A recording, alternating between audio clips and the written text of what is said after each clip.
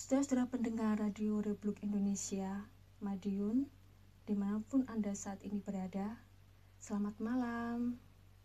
Selamat mendengarkan acara Mimbar Agama Kristen pada malam hari ini dengan tema Ibadah Sejati.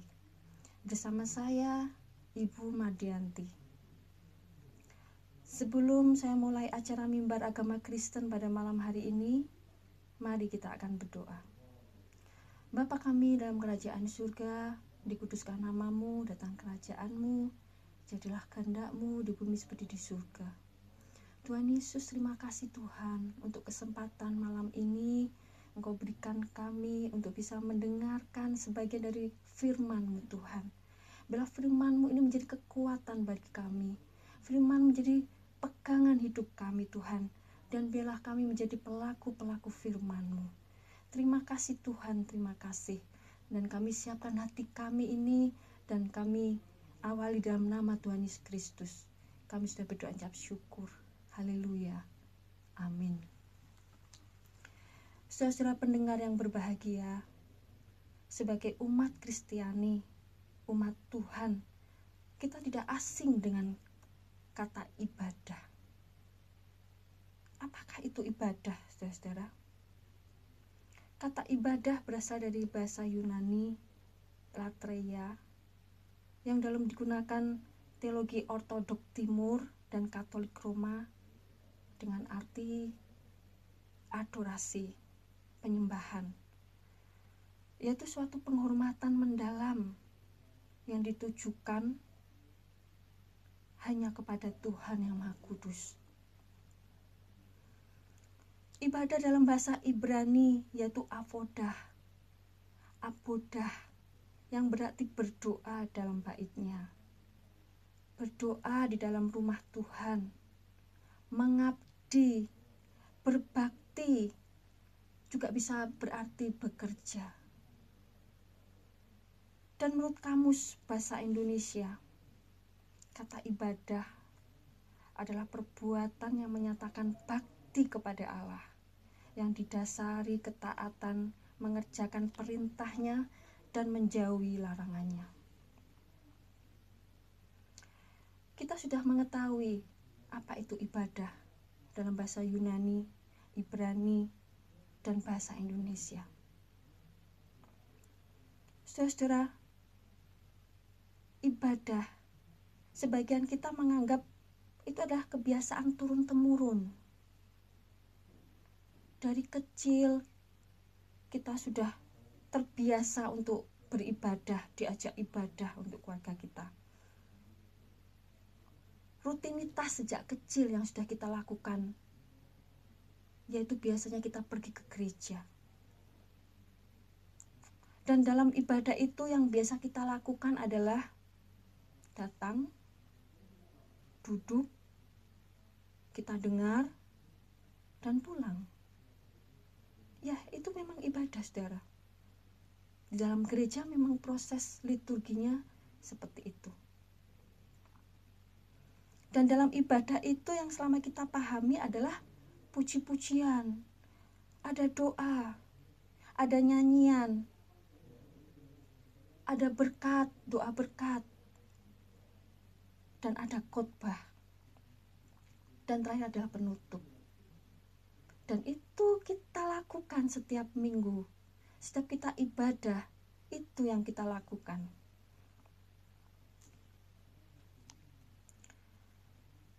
Saudara-saudara sekalian, ibadah itu bukanlah sebuah persekutuan saja. Bukan hanya kegiatan liturgi saja. Ibadah itu bukan hanya perkumpulan sesama seiman. Ibadah itu juga terdiri dari pelayanan gereja, dari pelayanan doa, pelayanan pujian, worship leader, pelayan persembahan, pelayanan sekolah minggu, pelayanan berkhotbah. Semua pelayanan kita kerjakan di gereja. Dan itulah yang kita kerjakan rutin di setiap minggu. Dan seringkali kita datang ibadah itu tidak sungguh-sungguh, karena hanya rutinitas saja, karena sudah kebiasaan saja tiap minggu ke gereja, nanti di sana berdoa memuji Tuhan, mendengar firman Tuhan, sudah sebagai rutinitas. Sebagian orang datang ibadah tapi tidak sungguh-sungguh, tidak datang dengan hati yang rindu kepada Tuhan, rindu untuk memuji Tuhan, rindu untuk menikmati hadirat-Nya, menyembah Dia dengan sungguh-sungguh.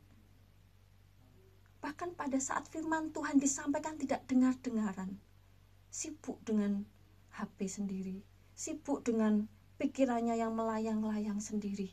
Itu yang terjadi di dalam ibadah.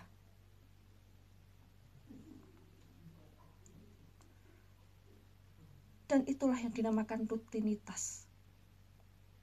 Bukan karena kita rindu dekat sama Tuhan. Akibatnya, pada saat kita pulang, kita hampa, kita tidak mendapatkan apa-apa. Bahkan tadi firman Tuhannya apa, lupa. Itu kalau yang terjadi kalau kita datang ibadah tapi tidak ada kerinduan di sana, hanya rutinitas saja.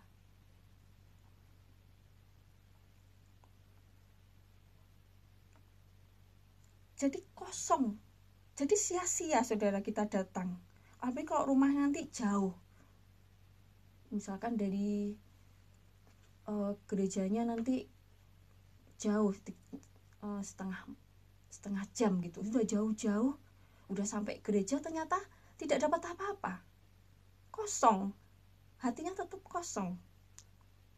Jadi sia-sialah kita datang ibadah kalau kita tidak mendapatkan apa-apa, tidak mendapatkan firman Tuhan, tidak mendapatkan berkat itu, tidak mendapat makanan rohani itu, karena tidak mendapat apa-apa. Apa berkat rohani itu tuh saudara? Firman Tuhan. Sedangkan makanan rohani ialah firman Tuhan itu. Pulang dari ibadah di gereja, kelihatannya sudah dari gereja, tapi pulang tidak ada perubahan apapun. Tingkah sikap kita tetap menyakitin mungkin keluarga kita, teman kita. Kita tetap melakukan pelanggaran-pelanggaran dosa. Kita sengaja, padahal kita jelas-jelas ke gereja. Jadi apa? Kita fungsinya ke gereja, tidak ada apa-apa, hanya rutinitas.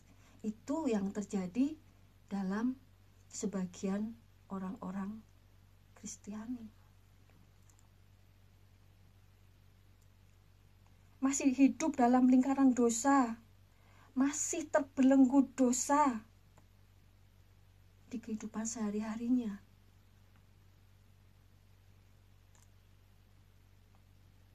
Seharusnya gimana saudara kalau kita sudah ibadah? Seharusnya ada sesuatu apa yang harus kita dapatkan?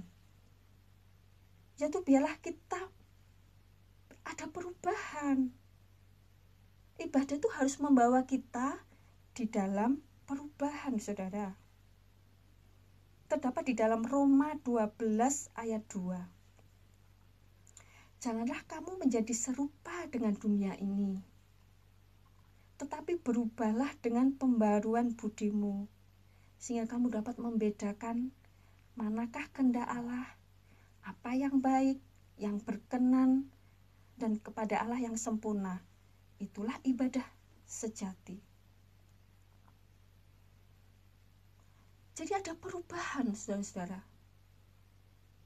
Jangan kita seperti orang rohani, orang yang sudah ke gereja, tapi perubahan sikap kita tidak ada.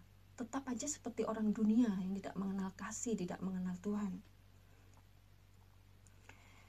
Ibadah sejati itu menuntut adanya perubahan berpikir, bersikap, dan tingkah laku. Semua itu berhubungan dengan perkenanan Tuhan.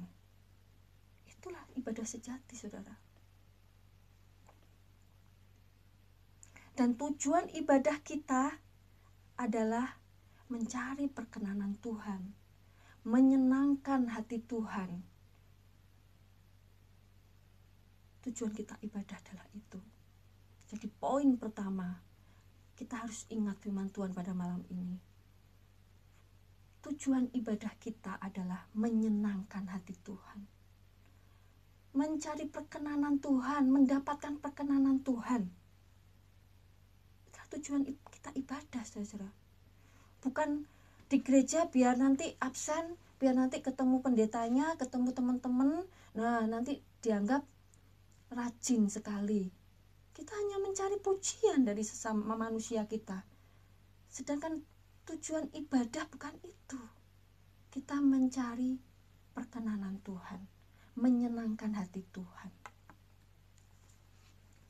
Saudara pendengar yang berbahagia, ibadah sejati bukan hanya di gereja, tetapi ibadah sejati adalah mempersembahkan tubuh kita sebagai persembahan yang hidup, yang kudus, dan yang berkenan kepada Allah. Itulah ibadah sejati, saudara-saudaraku yang terkasih dalam Tuhan. Mempersembahkan tubuh sama artinya kita menyerahkan seluruh hidup kita secara total. Menyeluruh kepada Allah, tidak setengah-setengah, tidak nanggung. Dikatakan di sini menyerahkan seluruh tubuh kita secara total dan menyeluruh. Dikatakan juga, biarlah kita mempersembahkan hidup kita yang kudus. Hidup kudus berarti kita tidak mencemari hidup kita, diri kita dengan dosa, saudara. Tidak merusak bait Allah. Karena tubuh kita ini juga bait Allah, saudara. Di dalam 1 Korintus 6 ayat 19, atau tidak tahukah kamu bahwa tubuhmu adalah bait Roh Kudus yang diam di dalam kamu. Roh Kudus yang kamu peroleh dari Allah dan bahwa kamu bukan milik kamu sendiri. Jadi kita ini bait Allah, saudara. Tubuh kita bait Allah. Dan bait Allah itu adalah kudus adanya.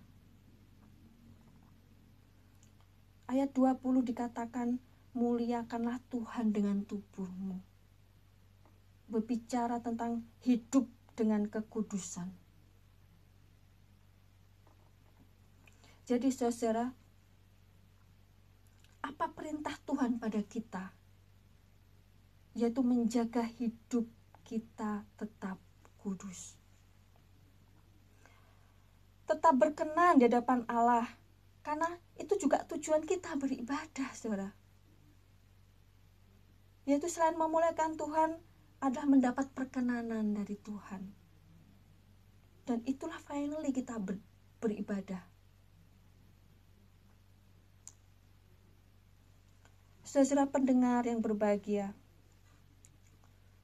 dalam Roma 12 ayat 1 sebagai ayat mas kita pada malam hari ini. Karena itu saudara-saudara, demi kemurahan Allah, aku menasihati kamu supaya kamu mempersembahkan tubuhmu sebagai persembahan yang hidup, yang kudus, dan yang berkenan kepada Allah. Itulah ibadahmu yang sejati. Jadi jelas sekali saudara, ibadah yang sejati adalah memberikan hidup kita kepada Tuhan sepenuhnya, totalitas, menyeluruh, dan hidup kita tetap kudus, tidak tercela. Dalam pikiran kita, dalam perbuatan kita, dalam tingkah laku kita, hati kita murni, tidak ada sedikit pun niat jahat, apalagi berbuat jahat, menerancangkan yang jahat bagi orang lain. Itu yang menjadi ibadah yang sejati, hidup yang kudus dan berkenan kepada Allah. Saudara pendengar yang berbahagia, lalu apa makna ibadah sejati dalam kehidupan kita sehari-hari? Ada 3 hal makna ibadah sejati itu, saudara. Ibadah sejati adalah ibadah totalitas. Artinya menyeluruh di seluruh aspek kehidupan kita. Sesuai dengan ayat utama tadi, ayat emas yang kita sudah dengarkan tadi. Kita menyerahkan seluruh hidup kita sesuai yang dikehendaki Tuhan atas hidup kita. Dan makna ibadah sejati yang kedua adalah ibadah yang kudus, yaitu menjaga hidup kita sebagai bait Allah yang tidak tercela. Hidup dalam kebenaran, menolak untuk berbuat dosa. Dengan begitu hidup kita layak mendapat perkenanan Tuhan. Dalam kehidupan sehari-hari, bahkan kita melihat kenyataan di dunia ini yang semakin hari semakin keras. Banyak orang yang tidak menjaga hidupnya kudus. Salah satunya contoh, membiarkan dirinya untuk berbuat kejahatan. Banyak orang-orang berbuat jahat, membunuh sesamanya sendiri, mencuri milik orang lain yang bukan haknya, dirampas. Bahkan yang terjadi sekarang ani marak untuk para pejabat-pejabat untuk korupsi. Tidak menjaga hidupnya kudus. Tahukah saudara, akar dari kejahatan adalah apa? Serakah. Jadi manusia sekarang serakah. Akhirnya dia membuat kejahatan, ingin memiliki sesuatu yang bukan miliknya. Akar kejahatan adalah serakah. Ingin menguasai semua dengan cara yang tidak benar.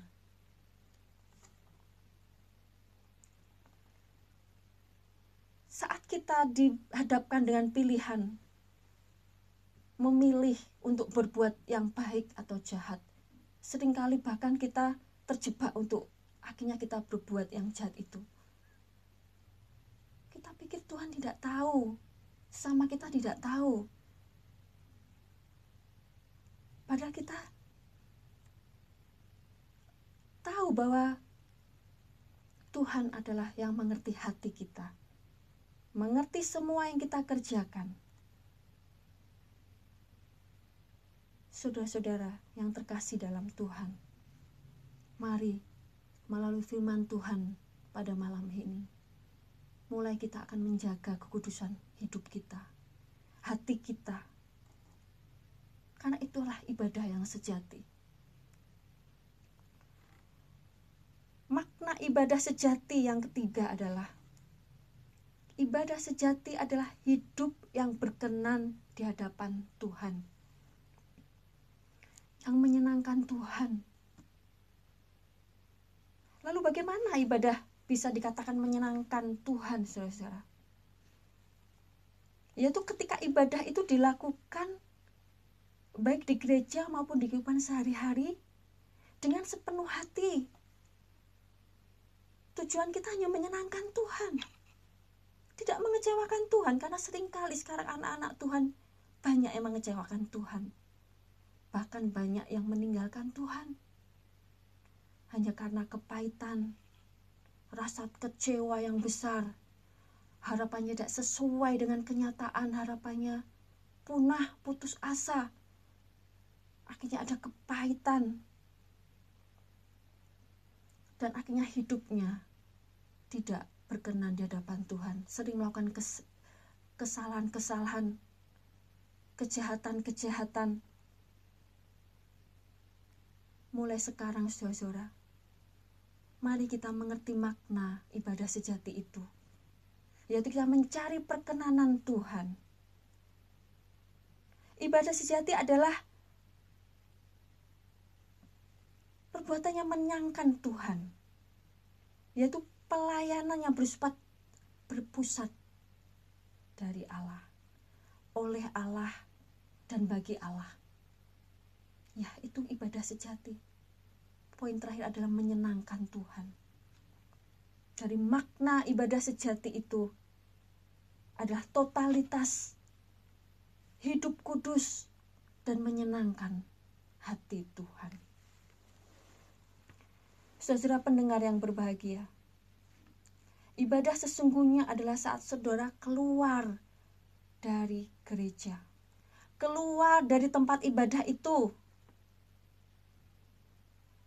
Ibadah sesungguhnya adalah saat aktivitas nyata di seluruh hidupmu, di setiap hari. Ibadah sejati adalah semua yang engkau lakukan untuk sesama, untuk keluargamu, untuk teman, untuk sahabat, dan untuk lingkungan. Saudara pendengar yang berbahagia, ibadah sejati tidak hanya saat mengikuti ibadah di gereja, melainkan pada saat kita bekerja dan kita melaksanakan banyak hal. Semua itu kita lakukan untuk memuliakan Tuhan. Itulah ibadah sejati, saudara. Selain kita ke gereja, selain kita melayani Tuhan, dan pada saat kita keluar dari tempat ibadah itu, tempat gereja itu kita keluar, bagaimana hidup kita? Itulah ibadah sesungguhnya. Jadi inti dari ibadah sejati adalah mempersembahkan tubuh kita pada saat kita keluar dari zona gereja itu.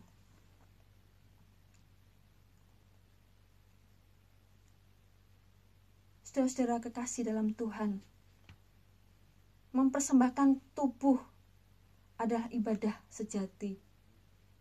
Mengapa hal itu disebut sebagai ibadah sejati? Karena mempersembahkan tubuh adalah esensi yang terpenting dari semua jenis ibadah. Jenis ibadah itu ada ibadah umum di gereja, saudara. Ibadah raya, ibadah sekolah minggu, ada komsel, ada persekutuan, banyak jenis ibadah. Tanpa mempersembahkan tubuh, maka semua ibadah yang lainnya akan sia-sia.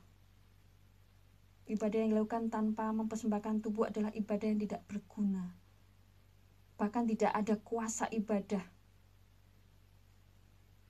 Dalam 1 Timotius 4 ayat 7-8 dikatakan kita harus mau melatih diri kita beribadah. Karena ibadah itu sejatinya sangat berguna dalam segala hal, karena mengandung janji baik hidup ini maupun hidup yang akan datang. Saudara sekalian, Rasul Paulus memberi peringatan bahwa pada akhir zaman banyak orang yang secara lahiriah menjalani ibadah. Bahkan kita sendiri juga merasakan, menyelidiki hati kita masing-masing sekarang. Secara lahiriah kita tiap minggu ke gereja, saudara. Kita datang kepada Tuhan. Kita berdoa memuji Tuhan, mendengar firman Tuhan.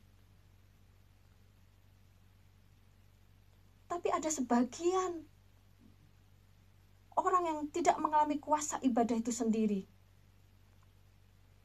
Apa itu kuasa ibadah? Kuasa ibadah itu adalah kuasa yang bisa mengubah hidup kita, memberi perubahan dalam hidup kita. Itulah kuasa ibadah, saudara. Mari kita selidiki, apakah ada perubahan dalam hidup kita setelah kita ibadah, saudara? Atau tetap gitu-gitu saja? Karena banyak orang yang kelihatannya mempraktekkan ibadah.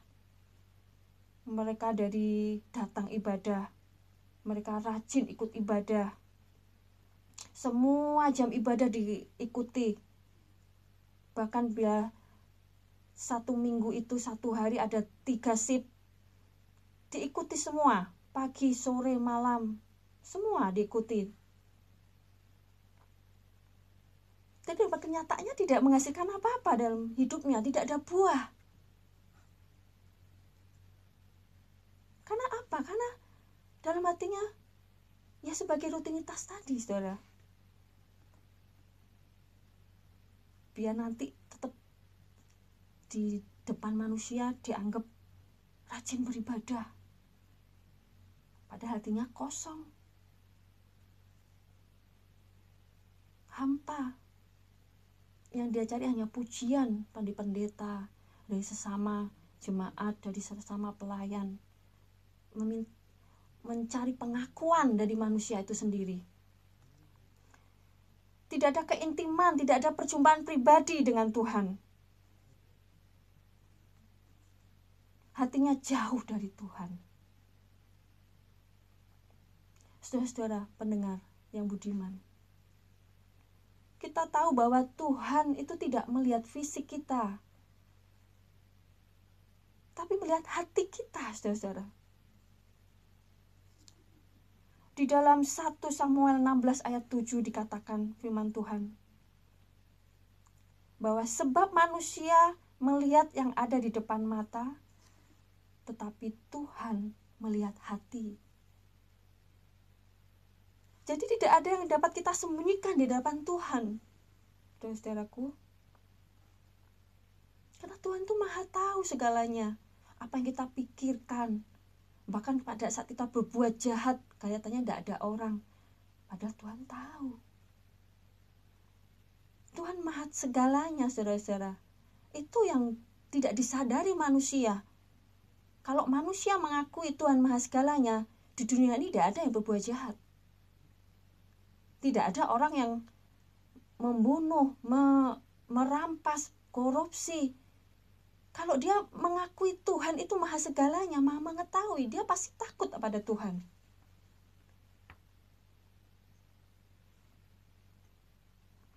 Jadi makna hati yang berkaitan, makna hati itu, saudara, itu berkaitan dengan moralitas kita, rohani kita. Dan Tuhan memerintahkan supaya kita menjaga hati kita ini, supaya tetap kudus. Di dalam Amsal 4 ayat 23, beginilah bunyi firman Tuhan. Jagalah hatimu dengan segala kewaspadaan, karena dari situlah terpancar kehidupan.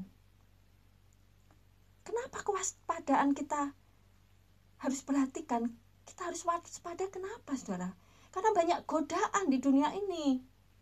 Kita yang baik, karena kita mungkin pergaulannya buruk, banyak teman yang akhirnya kita ikut-ikutan untuk berbuat yang tidak baik. Kita tidak waspada. Jadi Tuhan memberi kita peringatan bahwa kita harus menjaga hati kita dengan sungguh-sungguh. Bahwa segala sesuatu yang kita lakukan, biarlah dari hati kita. Karena dari hati, itu orang bisa berbuat, bisa terpancar apa yang dilakukannya. Hati adalah inti dan esensi dari jati diri kita. Firman Tuhan berkata, orang yang baik melakukan barang yang baik dari pembendaharaannya. Yang baik. Dan orang jahat melakukan barang yang jahat dari pembendaraan yang jahat. Karena yang diucapkan mulutnya meluap dari hatinya, saudara. Jadi mari kita jaga hati untuk kita selalu kudus, sehingga ibadah kita adalah ibadah sejati di hadapan Tuhan. Jadi jangan heran, saudara, kalau kita ini melihat ada seseorang yang suka marah dikit-dikit marah, itu hatinya, itu terpancar dari hatinya. Hatinya selalu emosi. Beda kalau kita melihat orang yang tenang, yang hidupnya teratur, yang mungkin ucapannya juga manis, saudara. itu kan hatinya juga ada di dalam hatinya yang baik. Jadi mulai sekarang mari kita perhatikan ucapan kita. Jangan sampai ucapan kita ini menyakitin hati orang, apalagi kita memberikan hal-hal yang jahat kepada itu menggambarkan hati kita kepada orang itu. Jadi mari kita jaga hati. Saudara pendengar yang berbahagia, lalu di zaman sekarang, di masa pandemi ini, apa yang bisa kita lakukan selain kita beribadah di gereja? Entah itu online, entah itu offline. Sebenarnya ibadah sesungguhnya adalah ibadah sejati itu pada saat kita melakukan sehari-hari. Di pekerjaan, di rumah, di keluarga, di lingkungan, dan kepada sesamamu manusia. Itu ibadah sesungguhnya. Karena banyak terjadi seorang pelayan, entah itu hamba Tuhan, ataupun diaken, ataupun pastori, bahkan jemaat itu sendiri, pada saat di gereja sikapnya udah melebihi malaikat, saudara. Manis sekali, manis. Tapi begitu dia keluar dari gereja, menjadi tak ubahnya seperti orang-orang dunia yang tak mengenal Tuhan, tidak mengenal kasih. Mereka setelah berbau dalam kehidupan sehari, sangat sulit malah dibedakan itu tadi yang baru ke gereja atau bukan ya, atau itu orang percaya atau tidak, kok nggak ada bedanya ya.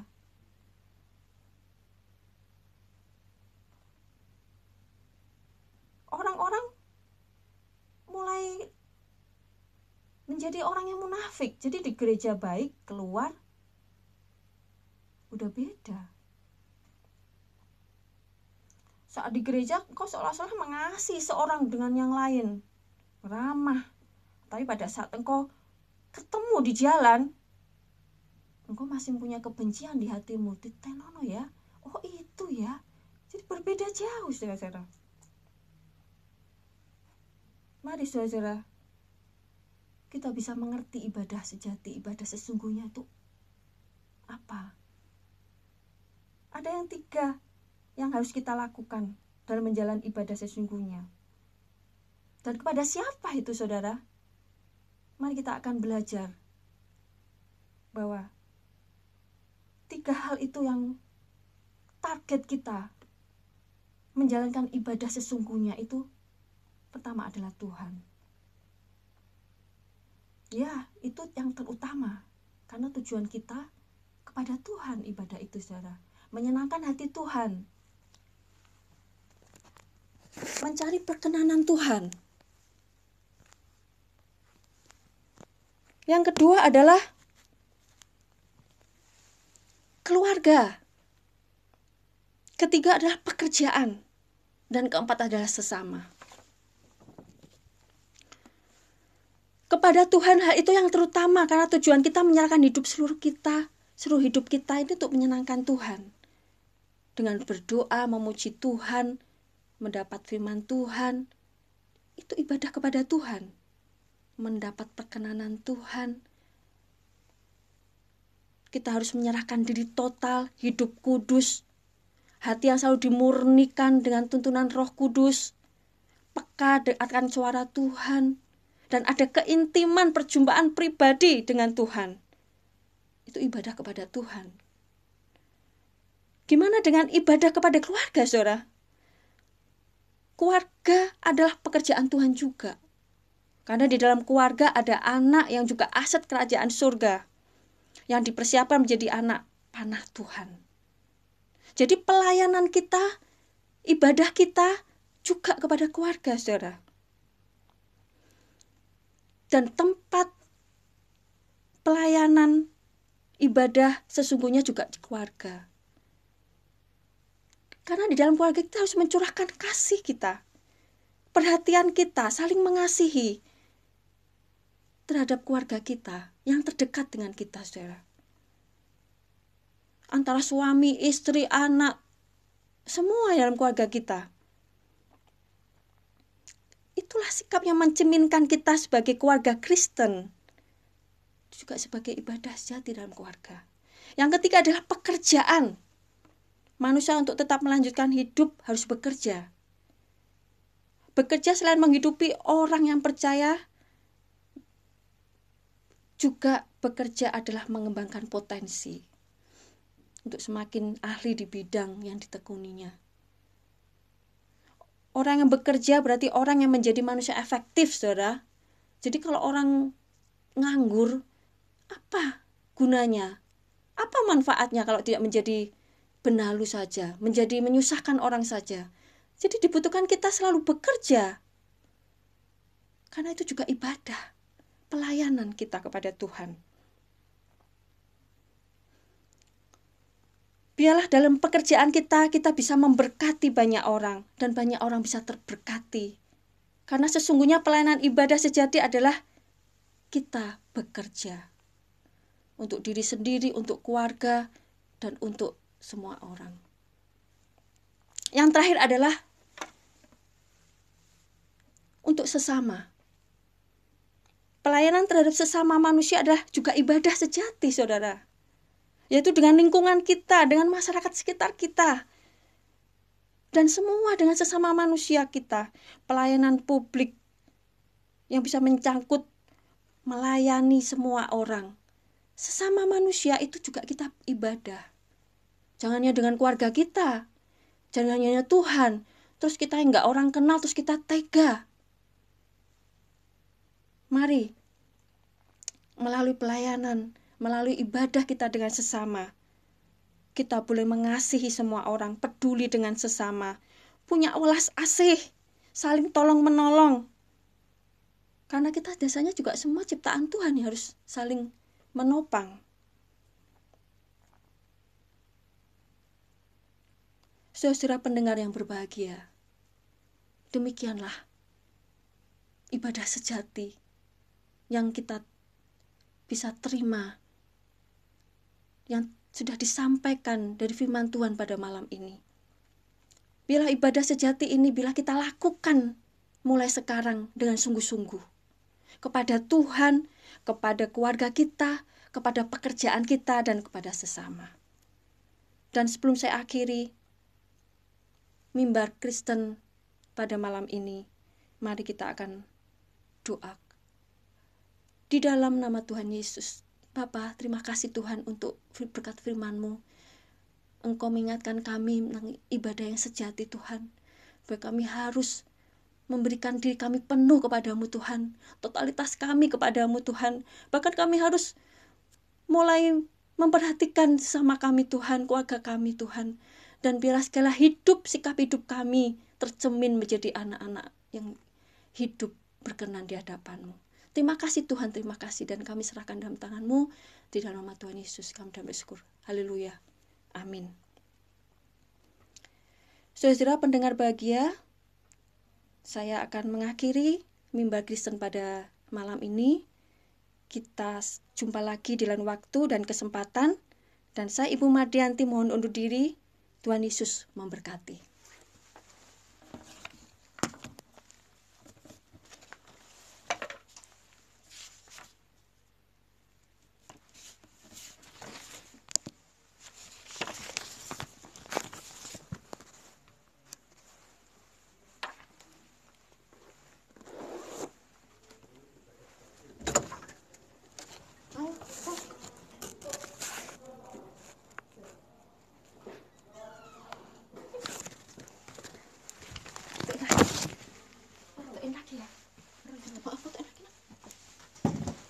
Mas Agus, pakai kacamata bagus nggak? Mantul. Mantul, ya,